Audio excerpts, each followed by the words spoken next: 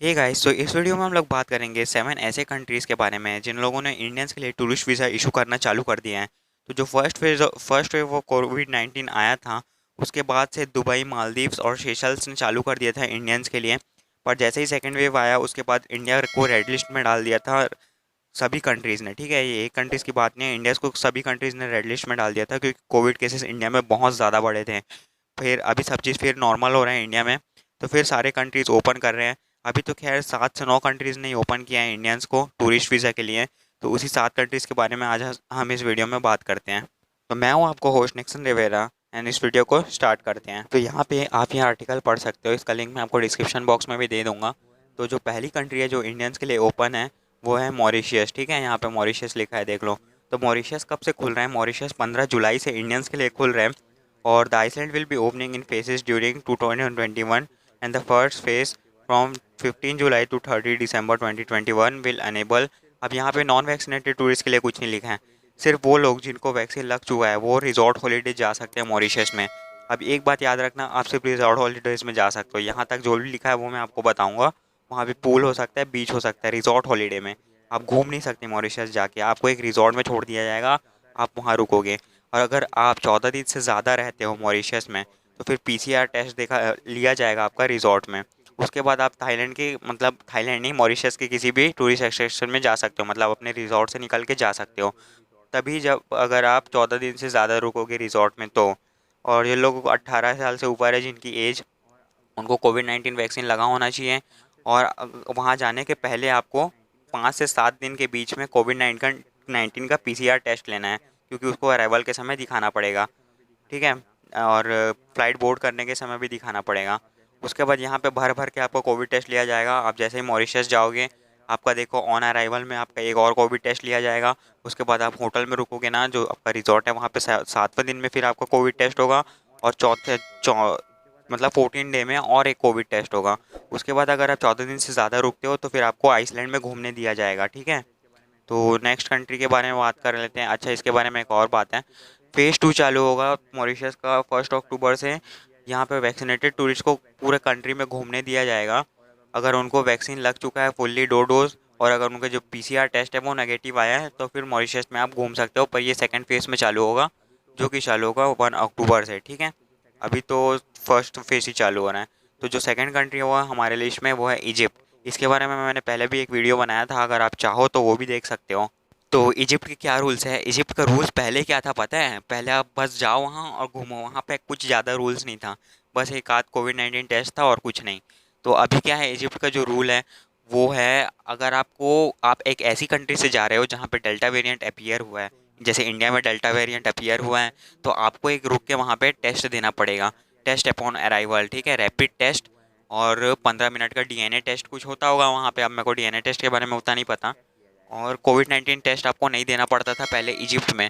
पर क्या हो रहा है, जहाँ जहाँ पे डेल्टा वेरिएंट आ रहा है, अब डेल्टा वेरिएंट से तो सब डर रहे हैं, रशिया भी डर रहा है।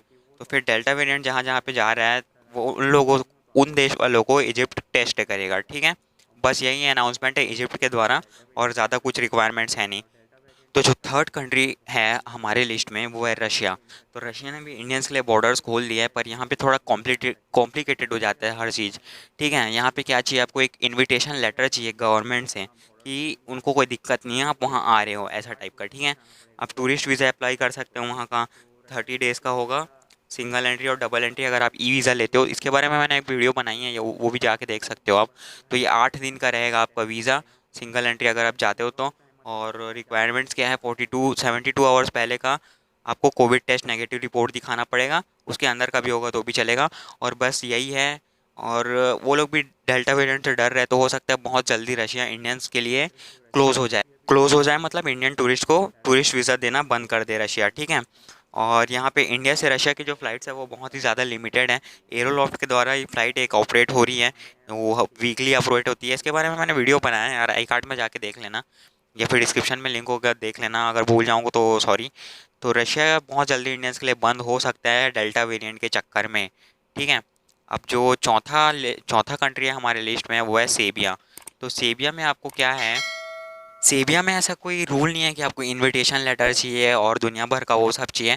आप सेबिया में आराम से जा सकते हो। आपको 48 आवर्स के पहले का आरटी-पीसीआर टेस्ट दिखाना है और बहुत लिमिटेड फ़्लाइट है। यहाँ पे सिर्फ 2 कंपनीज़ ऑपरेट कर रही है, Lufthansa and KLM Royal Dutch from Mumbai to Belgrade. Belgrade वहाँ का कैपिटल होगा और प्राइसेस रशिया के जैसे हाई नहीं है। वैसे तो रशिया का भी उतना हाई नहीं है, पर सेबिया का सस्ता ही होगा। अब टर्की के बारे में बात कर लेते हैं। टर्की का जो रूल्स है वो थोड़ा बहुत अजीब है। मतलब टर्की का जो रूल्स हैं, मेरे को नहीं लगता था कि टर्की जाना वर्थ है।